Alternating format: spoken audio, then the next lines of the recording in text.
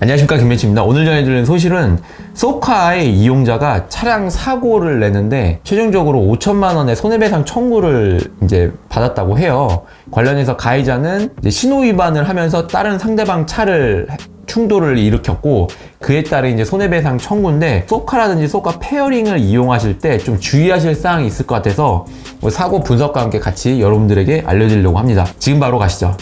쏘카라든지 그린카 이런 차량 공유의 시장 현 상황에 대해서 간단하게 알려드리려고 하는데요. 약 10년 전부터 이제 시작을 하긴 했는데 이게 드라마틱한 큰 발전이 이루지는 않다고 합니다.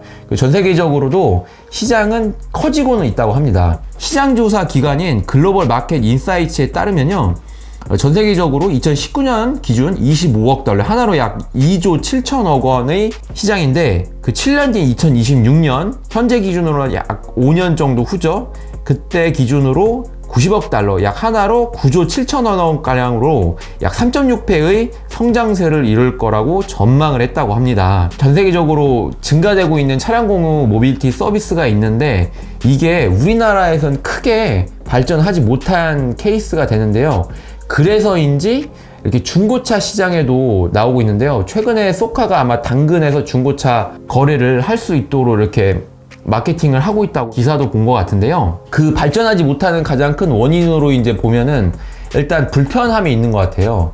전동 킥보드 같은 경우는 이용을 하고서 다른 데다 이렇게 놓으면은 다시 반납을 할 때 편리하게 할 수가 있는데, 차량 공유 모빌리티 서비스 같은 경우는 반납을 하는 거를 그 차량을 받은 인수한 곳에 갖다 놔야 되고, 또 다른 곳에다 놓으려면 어떤 특정한 장소에 놔야 되기 때문에 좀 불편함이 있어서 아마 그런 게 문제점으로 지적되고 있다고 합니다. 나라에서는 일단 장려를 하고는 있는데요. 그렇게 큰 장려는 하지 않고, 제조사 측에서는 자동차를 이제 공유하는데 좀 편리하게 이용할 수 있게끔 이렇게 디지털 키를 만들어서 이렇게 옵션으로 이렇게 제공하고 있는 것도 볼 수 있습니다.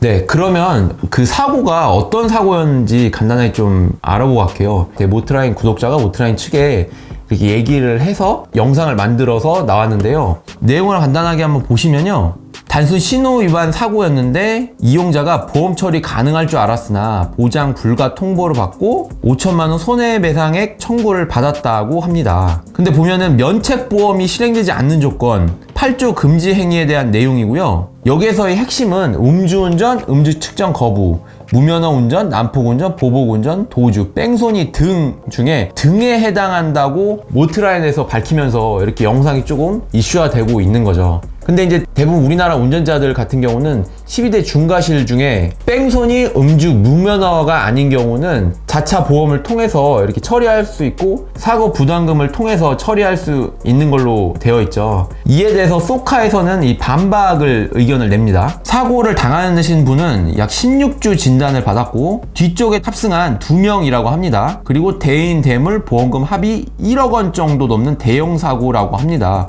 합의를 받은 건 아니라고 지금 표현이 되어 있어요. 그리고 시속 약 77km 정도이고 전방주의 태만이라고 되어 있습니다. 어쨌든 제보자가 발생시킨 100% 과실 사고임에는 맞는 것 같고요. 여기서 주목할 점은 쏘카가 12대 중과실 사고가 나도 자차 보험이 적용되지 않는다는 점이 있는데요. 자차 자체가 안 된다는 것입니다. 이에 대해서 재반박 의견이 있는데요. 쏘카 계약서에서 명시된 법규로 금지된 행위 등이라는 무제한 규정으로 운전자의 과실로 인한 사고에 대해 보험금을 미지급 거절하는 사례가 없다라고 하고, 다른 장기 렌트카 사례인 신한카드, BMW 파이낸셜, KB캐피탈 등의 그 약관에서는 거절 사유에 뺑소니, 음주운전, 무면허에 한정하고 있다고 합니다. 그리고 사회통령상 허용되지 않는 약관이라고 하는데요. 나무위키에서 나온 글을 이제 가져온 건데요. 나무위키 또 다른 밑에 내용을 보시면은 쏘카 관련해서 검색을 한 겁니다. 쏘카 근로기준법 준수 문제 논란,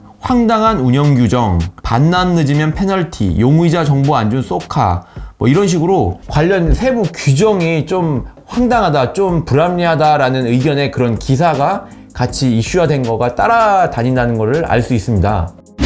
사건의 사고 차량을 잠깐 보고 갈게요. 약 77km 정도 속도를 밟았다고 하고요. 사고의 차량 모습을 봐서는 마지막에 브레이크를 안 밟아서 난 영향이 좀 큰 걸로 같습니다. 왜냐하면 차량이 지금 둘 다 전손이 돼서 상대방 차량은 물건 포함해서 약 1,300만원 정도 손해액이 발생했고, 테슬라 차량은 약 5천만원 가량인데 이것도 전손 처리를 한다고 쏘카 측에서 밝혔고요. 그리고 특징이라면 이 차가 지금 전방 충돌 방지 보조 장치가 작동을 하지 않은 걸로 보여집니다. 그래서 속도가 이제 줄지 않은 걸로 보여지고요. 사건의 내용을 보면 교차로에서 그랜저 차량이 저속으로 나오고 있는데 테슬라 차량이 약 77km 정도의 속도로 상대방을 발견을 못하고 신호를 무시하고 빨간 불에서 상대방 차량 그랜저를 받게 됩니다. 그래서 충돌 사고가 일어나고 뒷좌석에 탄 두 분이 이제 에어백이 터졌지만 치료를 받게 되는 과정이고요. 운전자는 밝혀진 건 없는데 어쨌든 테슬라 차량은 전손 처리가 돼서 약 5천만 원의 피해가 이제 입었다고 합니다. 상대방 차량은 그랜저인데 1,300만 원의 차량 전손 가액이 나왔고 치료비는 지금까지 약 7천만 원 정도가 있다고 해요. 쏘카 쪽에서 밝힌 내용이 뭐 1억이 넘는다. 그런데 5천만 원의 손해배상 청구를 한 거다.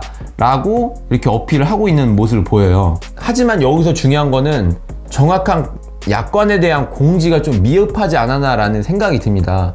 대부분은 일반 본인 차를 탈 때처럼 이렇게 사고가 났을 때도 그렇게 생각을 하겠는데 신호위반으로 인해서 발생된 차량이기 때문에 자차 처리를 할 수 있다고 생각을 했지만 그게 약관에도 자차 처리는 안 되는 거고, 계약 해지가 발생되면서 5천만 원의 손해를 문다는 것은 좀 억울해 보이긴 합니다. 본 사고를 통해서 여러분들이 꼭 아셔야 되는 거는 쏘카나 그린카 등 렌터카, 이런 장기 렌터카 사고는 본인 소유의 차량 사고와 보상 규정이 다르다는 점을 꼭 숙지를 하셔야 되는 거고요. 테슬라가 약 시속 77km 정도에서 마지막에 속도를 줄이지 않아 이 전손이 날 수 있다는 걸 알 수 있습니다. 이 전기차 같은 경우는 차량에 이제 수리비가 과도하게 청구되는 것도 있는 부분이 있고요. 사실 모듈로 이렇게 교체를 해야 되는 부분이기 때문에 어떻게 보면 보험료가 많이 오를 수도 있다는 거, 그런 거를 참조해 주시면 되고요. 또한 그랜저는 2열의 시트에 에어백이 터졌죠. 그런데 시트에 사이드 에어백이 없었다면 더 큰 사고로 이어질 수도 있었고요. 다행히 측면 도어는 큰 손상이 없고 사진을 자세히 보시면은 바퀴가 좀 거의 빠질 듯 휘어진 모습을 볼 수 있어요. 그래서 뒤쪽 트렁크 쪽을 충돌했다는 걸 알 수 있고요. 또한 전방 충돌 방지 보조 장치가 다음과 같은 사건에서는 작동을 하지 않았다는 것을 알 수 있습니다. 이렇게 교차로 교차 충돌 방지 보조, 전방 충돌 방지 보조 장치들이 뭐 현대기아도 그러고 나오고 있는데 이게 100% 보장을 하진 않을 거라는 그런 단서를 남기고 있는 것 같습니다. 다음으로는 모트라인에 올려져 있는 댓글을 간단히 좀 읽어볼게요. 신한카드 장기 렌트 중인데 알아보니 12대 중과실 중 음주 무면허를 제외하고는 다 자차 보험 가능하다고 합니다. 이때는 보상 가능한 케이스입니다. 그리고 보상이 불가능한 케이스가 있는데요. SK 장기 렌트에서도 동일하게 적용되는 걸로 알고 계약을 하였으나 영상에서 언급한 제한속도 20km 이상 주행, 중앙선 침범 등의 사고 발생 시 보험 보장을 받을 수 없다고 합니다. 그다음 장기 렌트 BNK 캐피탈에서 확인해보니 면책 처리 부분에서는 신호 위반, 속도 위반은 면책 처리 불가능하다고 합니다. 장기 렌트 업체마다 좀 약관이 다르다는 것을 알 수 있기 때문에 꼭 체크를 해주시면 좋을 것 같습니다.